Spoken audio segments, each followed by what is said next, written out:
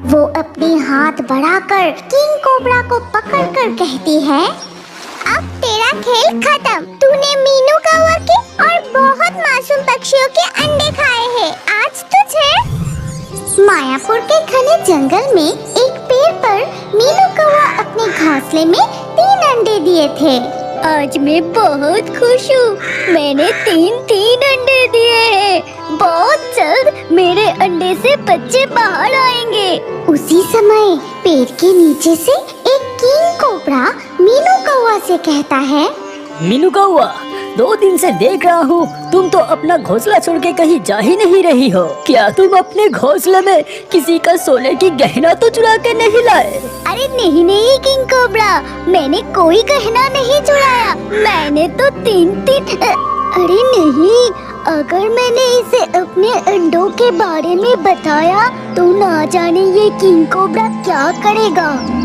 नहीं, दरअसल मेरी तबीयत थोड़ी खराब है, इसीलिए आराम कर रही थी। ये मीनू कौवा जरूर घोंसले में अंडा दिया है। ये कौवा मुझे बेवकूफ बना रही है, इसीलिए ये घोंसला छोड़ के नहीं जा रही। किंग कोबरा मन ही मन ऐसा सोचते हुए एक मेंढक का शिकार करके फिर अपने बिल में चला जाता है। ये अच्छा मौका है। किंग कोबरा अपने बिल में चला गया है। अब मैं जल्दी से कुछ खाना ढूंढ कर लाती हूँ। ये कहकर मीनू कौवा खाने की तलाश में उड़ जाती है। इधर उधर खाना ढूंढते हुए अचानक वो नदी किनारे एक अजीब दृश्य देखती है।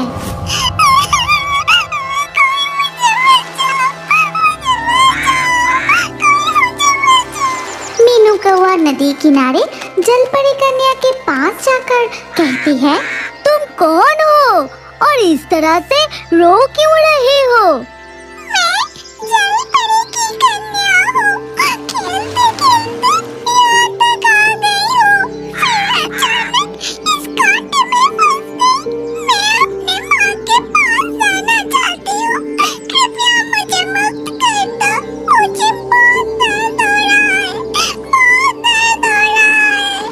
ठीक है जलपरी बिटिया, तुम चिंता मत करो, मैं अभी इस डोरी को काट देती हूँ। ये कहकर मीनू कौवा अपनी चोंच से कांटे के रस्सी काट देती है। तुम्हें बहुत बहुत धन्यवाद कौवा, अब मैं चलती हूँ। जलपरी कन्या पानी में डुबकी लगाकर चली जाती है। फिर मीनू कौवा पेड़ के नीचे से खाना उठाकर अपने घोंसले की ओर चली जाती है।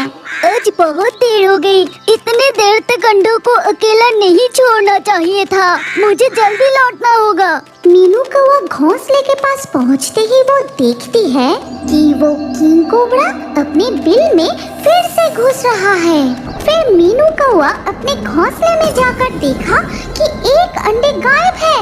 मेरा एक अंडा कहाँ गया? जब मैं घोंसले में नहीं थी तब जरूर वो किंग कोबरा सांप आके मेरे अंडे खा लिया होगा।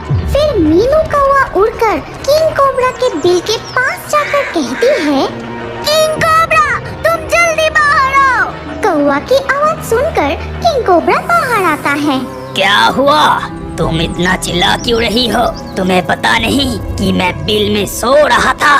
तुम बताओ, मेरा एक अंडा कहाँ गया? जब मैं घोंसले में नहीं थी तब तुमने मेरे एक अंडे चुरा के खा लिया है ना? मैं तुम्हारी अंडे क्यों खाऊंगा? मैं तो सुबह ही मेंढक का शिकार करके बिल में घुस गया था। फिर मैं अब निकल रहा हूँ। तुम जाओ यहाँ से। चिल्ला के मेरा नींद खराब कर दिया। ये कहकर किंग कोबरा फिर से अपने बिल में घुस जाता है। मीनू कौवा भी दुखी होकर अपने घोंसले में लौट आती है। फिर धीरे धीरे रात हो जाती है। जब मीनू कौवा गहरी नींद में होती है तब किंग कोबरा बिल से निकलकर, अब मैं अपनी भूख को संभाल ही नहीं पा रही हूँ। मीनू कौवा की अंडे कितने स्वादिष्ट थे। जब तक मैं सारे अंडे ना खा लूं तब तक मेरा भूख ही नहीं मिट रहा। वो मीनू कौवा सो गई है। अब पेड़ में चढ़ के घोंसले से एक अंडे चुरा के लाता हूँ। ये कहकर किंग कोबरा धीरे धीरे पेड़ पर चढ़ के मीनू कौवा के घोंसले से एक अंडे चुराकर भाग जाता है। फिर सुबह होते ही मीनू कौवा देखती है कि उसके घोंसले में 2 अंडे नहीं है, 1 अंडे।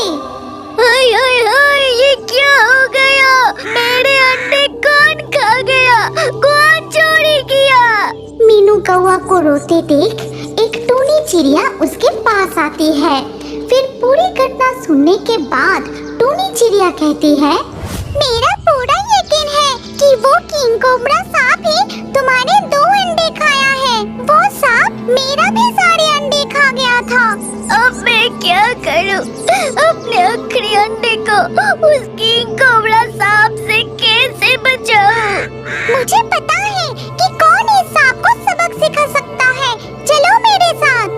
टूनी चिड़िया और मीनू कौवा उड़ के नदी किनारे पहुंचती है। फिर टूनी चिड़िया वो जलपरी को बुलाने लगी और थोड़ी देर बाद पानी से बाहर आती है 2 जलपरियाँ।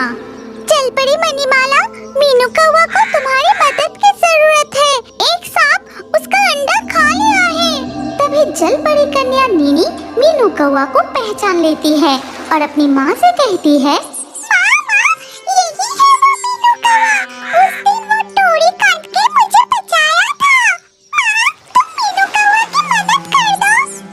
बेटी मीनू कौवा, जो मैं कह रही हूँ तुम ध्यान से सुनो। मणिमाला जलपरी पूरी योजना अच्छे से समझा देती है। फिर मीनू कौवा अपने घोंसले में लौटकर किंग कोबरा को बुलाने लगी। कोबरा, ओ किंग कोबरा, तुम बिल में हो क्या? किंग कोबरा बिल से बाहर आते ही मीनू कौवा उसे कहती है, आज मैं ये घोंसला छोड़कर जा रही हूँ। नदी के किनारे कई कौवा की घोंसला है, वहाँ सभी कौवा अंडे दिए हैं। मैं अपने अंडे को लेकर वहीं चली जा रही हूँ। तुम मेरे पड़ोसी हो, इसीलिए मैं तुमको बता के जा रही हूँ। ये कहकर मीनू कौवा अपना अंडा लेकर उड़ जाती है। बुद्धू कौवा, अब मैं वहाँ जाके सारे अंडे खा के मेरा पेट भरूंगा।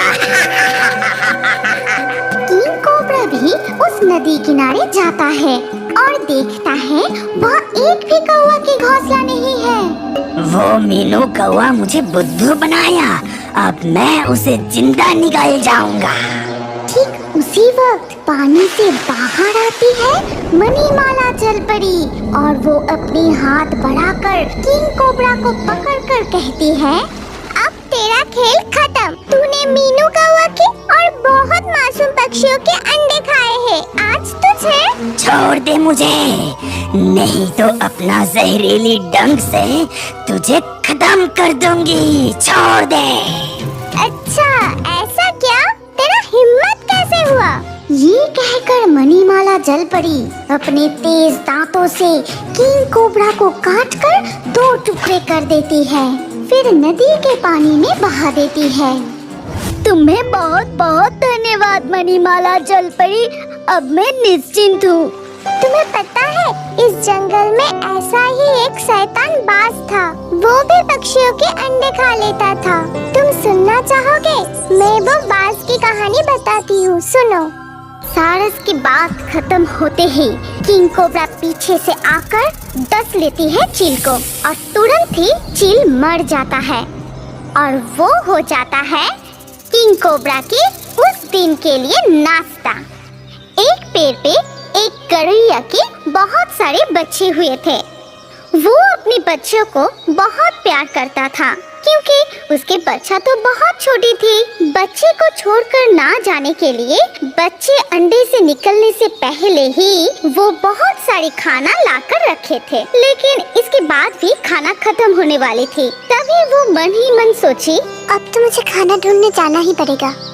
मेरी बच्चियों की आँख तो निकल आई है, लेकिन वो लोग उड़ नहीं सकते। कुछ हुआ तो क्या होगा? ये बात सोचकर ही माँ गौरैया मन ही मन डर गई, लेकिन उसके पास और कोई रास्ता नहीं था। इसीलिए वो अपने बच्चों को कहता है, बच्चों तुम लोग थोड़ा ध्यान से रहना, मैं जाऊंगी और खाना लेके जल्दी चली आऊंगी, तुम लोग डरना मत। बच्चों को ये बात कह के वो निकल पड़ी खाना जुगाड़ करने के लिए। इधर उधर घूमते हुए वो सोचती है, थोड़ा देर होने दो, लेकिन ज्यादा खाना लेकर घर जाऊंगी, इसलिए रोज रोज निकलना नहीं पड़ेगा। ये सोचते हुए वो बहुत सारी खाना इकट्ठे करने लगी। उधर एक चील, जब से माँ गौरैया के बच्चे हुए थे तभी से वो उन बच्चों पर नजर रखे हुए थे और मन ही मन सोचता था कि कब माँ गरुड़िया घोंसला छोड़कर बाहर जाएगी और वो बच्चों को कब खाएगा। खाना ढूंढने जाने से चील के पास मौका आ गया और वो सोचा, आखिर में वो दिन आ ही गया। आज मेरा सपना पूरा होगा। गरुड़िया के छोटे छोटे बच्चे को खा के मेरा दिल शांत होगा। माँ गरुड़िया जब बहुत समय बाद खाना लेकर लौट आई, तभी वो देखा कि उसकी घोंसला पूरा खाली, एक भी बच्चा वहाँ नहीं था। वो चिल्लाते हुए कही, मेरी बच्चियों, तुम लोग कहाँ चले गई?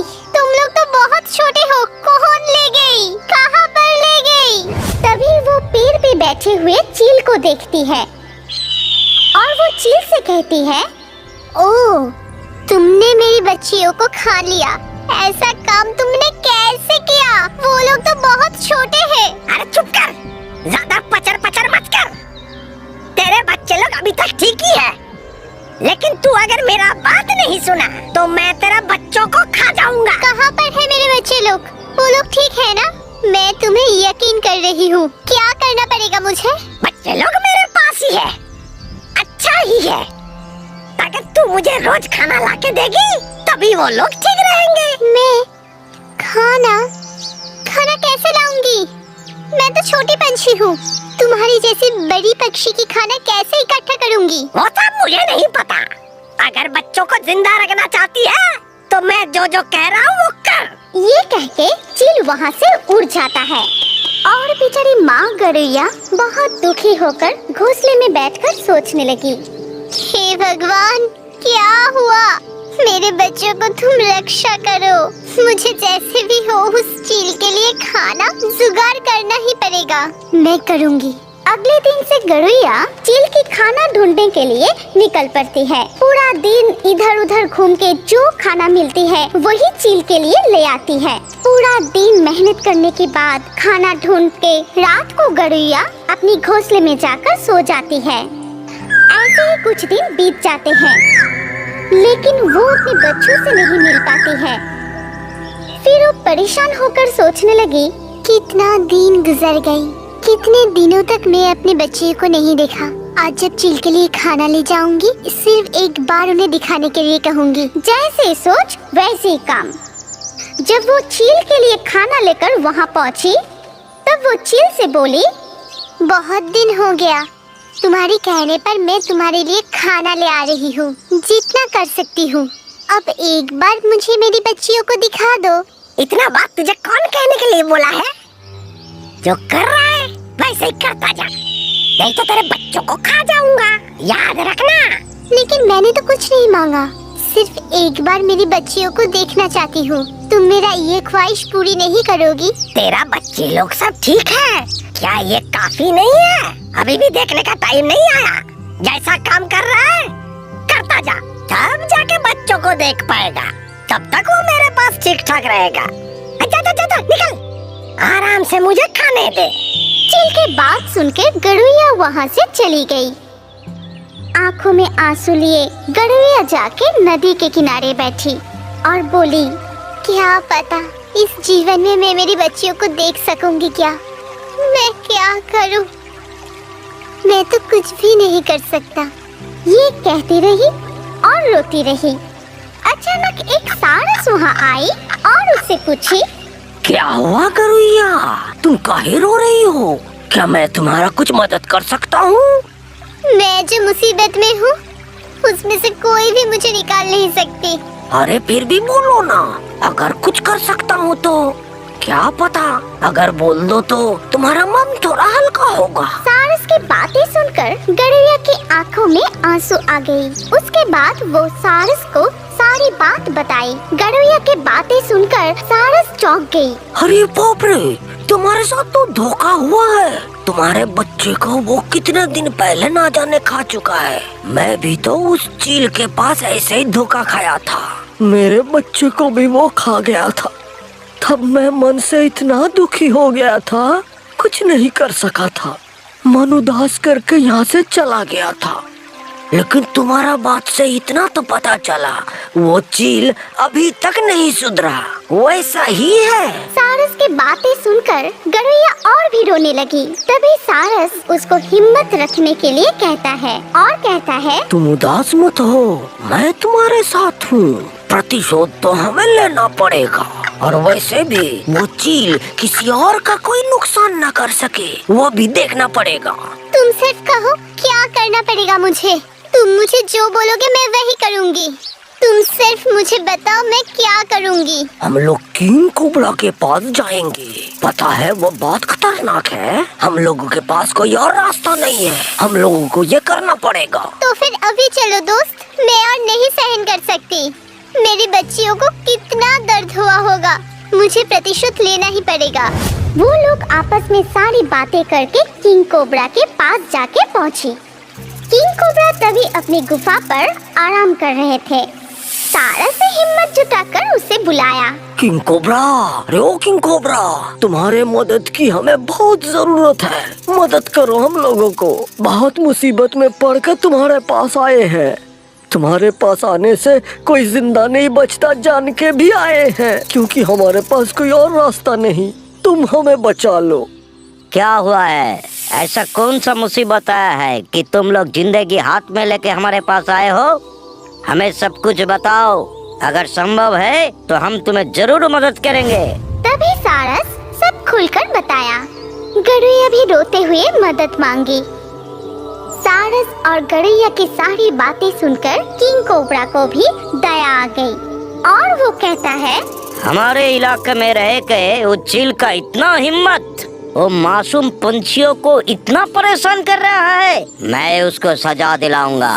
तुम लोग जैसे भी हो उसको इधर लेके आओ, उसके बाद हम देख रहे हैं कैसे उसको सजा दिया जाए। किंग कोबरा की सारी बातें सुनकर सारस और गौरैया ने एक षड्यंत्र रचा कि कैसे चील को इस टीले के ऊपर ले आए। गौरैया ने कहा कि चील को वो खाने की लालच दिखाकर इस टीले के ऊपर ले आ सकती है और उसके बाद वो चील के पास जाती है।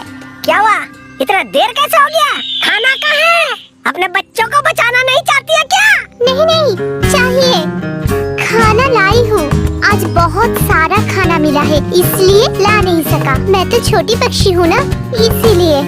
तुम चलो मेरे साथ, दिखा दूंगी तुम्हें, तुम आराम से खा लेना। अच्छा ये बात है। अच्छा चल फिर। ये सब कह के गौरैया छल से चील को लेकर किंग कोबरा की गुफा तक पहुंचता है जो नदी के किनारे था। तभी सारस को वहाँ देखकर चील कहता है, तो ये मेरा खाना है, लेकिन लगता है इसको मैं पहचानता हूँ। ओह, पहचानते हो? हाँ मुझे पता है, मेरी बच्चियों को जैसे खा लिया उसी तरह उसके बच्चियों को भी खा लिया था, याद आ रहा है? अच्छा मतलब तू सब जान गई है। कुछ नहीं होगा, आज तुम दोनों को खत्म कर दूंगा, तब जाके मुझे शांति मिलेगा। तुम हम लोगों को क्या खत्म करोगे? आज तो तुम्हारा ही आखिरी दिन है। सारस की बात खत्म होते ही किंग कोबरा पीछे से आकर डस लेती है चील को और तुरंत ही चील मर जाता है और वो हो जाता है किंग कोबरा की उस दिन के लिए नाश्ता। इसी तरह गौरैया और सारस मिलकर अपना प्रतिशोध लिया।